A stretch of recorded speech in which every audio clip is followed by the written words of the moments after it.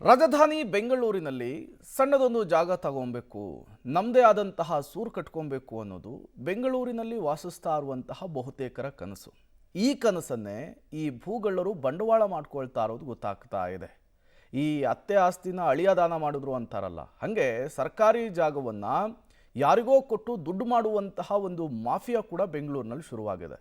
ಇದಕ್ಕೆ ಅತಿ ದೊಡ್ಡ ಇತಿಹಾಸ ಕೂಡ ಇದೆ. ಈ ಕುರಿತಂತೆ ಒಂದು ವರದಿ ಇದೆ, ಬನ್ನಿ ನೋಡ್ಕೊಂಡು ಬರೋಣ. ಕೋಗಿಲು ಲೇಔಟ್ ಅಕ್ರಮ ಭೂಗಳ್ಳರ ಸ್ವರ್ಗ, ಬಡ ಮಧ್ಯಮ ವರ್ಗದವರೇ ಟಾರ್ಗೆಟ್. ಸೈಟ್ ಹೆಸರಲ್ಲಿ ಲಕ್ಷ ಲಕ್ಷ ವಂಚನೆ. ಹೌದು, ಕೋಗಿಲು ಲೇಔಟ್ನ ಅಕ್ರಮ ವಲಸಿಗರ ಸುದ್ದಿ ಅಂತಾರಾಷ್ಟ್ರೀಯ ಮಟ್ಟದಲ್ಲಿ ಪ್ರಚಾರ ಪಡೆದುಕೊಂಡಿದೆ. ಅಲ್ಲಿನ ಅಕ್ರಮ ವಾಸಿಗಳಿಗೆ ಸಕ್ರಮ ಮನೆ ನೀಡಿ ಅನ್ನೋ ಕೂಗು ಕೂಡ ದೊಡ್ಡ ಮಟ್ಟದಲ್ಲೇ ಸದ್ದು ಮಾಡ್ತಾ ಇದೆ. ಈಗಾಗಲೇ ಫಕೀರ್ ಲೇಔಟ್, ವಸೀಂ ಲೇಔಟ್ ಹೆಸರಲ್ಲಿ ಹಣ ಮಾಡಿಕೊಂಡು ಸರ್ಕಾರಿ ಜಾಗವನ್ನ ಬೇರೆಯವರಿಗೆ ಪರಭಾರೆ ಮಾಡಿದವರ ವಿರುದ್ಧ ದೂರು ಕೂಡ ದಾಖಲಾಗಿದೆ. ಅವರನ್ನ ಪೊಲೀಸರು ಅಂದರ್ ಕೂಡ ಮಾಡಿದ್ದಾರೆ. ನಾವೀಗ ನಿಮಗೆ ಹೇಳ್ತಿರೋದು ಇದೇ ಕೋಗಿಲು ಗ್ರಾಮದಲ್ಲಿ ಸೈಟ್ ಖರೀದಿಸಿ ಮೋಸ ಹೋದವರ ಕಣ್ಣೀರ ಕಥೆಯನ್ನ. ಇವರು ಅಕ್ರಮ ವಾಸಿಗಳಲ್ಲ, ಬದಲಿಗೆ ಅಲ್ಲಿ ಹಣ ನೀಡಿ ಸೈಟ್ ಪಡೆದು ಸೈಟು ಇಲ್ಲದೆ ಹಣವೂ ಕಳೆದುಕೊಂಡವರ ವ್ಯಥೆಯನ್ನ.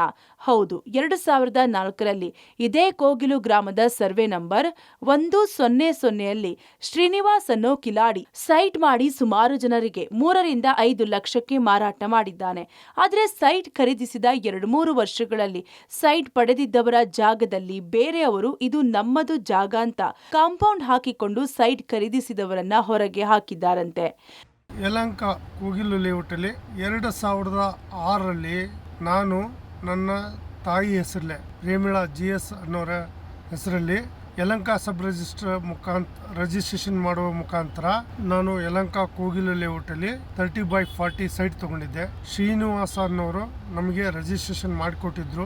ಆ ಒರಿಜಿನಲ್ ದಾಖಲಾತಿಗಳು ಇವತ್ತಿನ ದಿವಸ ನನ್ನ ಹತ್ರ ಇದೆ. EC ಕೂಡ ನಮ್ಮ ಹೆಸರಲ್ಲಿದೆ. GBA ಅವರು ಡಿಸೆಂಬರ್ 25ರಂದು ಅಲ್ಲೆಲ್ಲ ಡೆಮಾಲೇಷನ್ ಮಾಡಿದ್ದಾರೆ. ಸೊ ನಾವು ಸೈಟ್ ಕಳ್ಕೊಂಡಿದ್ದೀವಿ. ನಮಗೆ ಸೈಟ್ ಕೊಡಬೇಕು ಅಥವಾ ಮನೆ ಕೊಡಬೇಕು ಅಂತ ಈ ಮೂಲಕ ಮನವಿ ಮಾಡ್ಕೊಳ್ತಾ ಇದ್ದೀನಿ. ಕಂದಾಯ ಇಲಾಖೆಯಿಂದ ರಿಜಿಸ್ಟರ್ ಕೂಡ ಆಗಿದೆ. ಸೈಟ್ನ ಕಂದಾಯ ಕೂಡ ಕಟ್ಟಲಾಗಿದೆ. ಆದರೆ ಸೈಟ್ ಮಾರಾಟ ಮಾಡಿದ್ದ ಜಾಗ ಮಾತ್ರ ಮಾರಾಟ ಮಾಡಿದ್ದವನದ್ದು ಅಲ್ಲ. ಅಕ್ರಮವಾಗಿ ದಾಖಲೆಗಳನ್ನು ಸೃಷ್ಟಿಸಿ ಸುಮಾರು ಜನರಿಗೆ ಮೋಸ ಮಾಡಿದ್ದಾರೆ. 2004-2005ರಲ್ಲಿ ಸೈಟ್ ಖರೀದಿಸಿದ್ದವರು ಈಗ ಕೋಗಿಲು ಲೇಔಟ್ ಸುದ್ದಿ ನೋಡಿ ನಾವು ಹಣ ಕೊಟ್ಟು ಮೋಸ ಹೋದ ಜಾಗ ಇದೆ ಅಲ್ವಾ ಅಂತ ಶಾಕ್ಗೆ ಒಳಗಾಗಿದ್ದಾರೆ.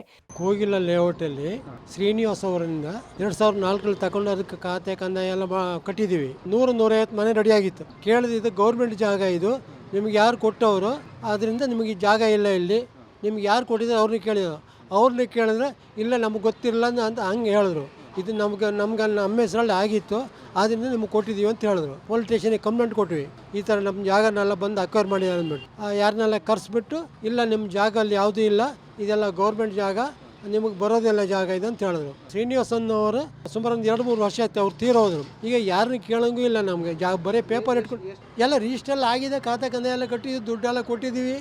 ಸೈಟ್ ಇದೆ ಅಂತ ಒಬ್ಬ ಬ್ರೋಕರ್ ಆಗಿ ಬಂದ ಶ್ರೀನಿವಾಸ್ ಅಂತ ಇದ್ದಾರೆ. ಅವರೀಗ ಡೆತ್ ಆಗಿದ್ದಾರೆ. ಅವ್ರ ಮನೆಗೂ ಹೋಗಿದ್ದೇವೆ ನಾವು, ಇಲ್ಲಿ ಮಾರುತಿ ಸೇವಾನಗರದಲ್ಲಿ ಇರೋದು. ಅಡ್ವಾನ್ಸ್ ಒಂದು ಮಾಡಿ ಸೈಟ್ ನಿಮ್ಮ ಹೆಸರಿಗೆ ಬುಕ್ ಮಾಡ್ಕೊಳ್ಳುವ ಅಂತ ಹೇಳಿದರು.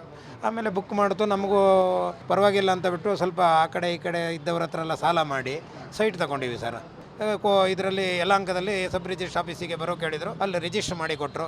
ನಮಗೆ ನ್ಯಾಯ ಬೇಕು ಸರ್. ನಮ್ಮ ಕಷ್ಟಪಟ್ಟು ದುಡ್ಡಿಗೆ ನಮಗೊಂದು ನಿಗದಿತ ಸರಿಯಾದ ದುಡ್ಡು ಬೇಡ ಸರ್.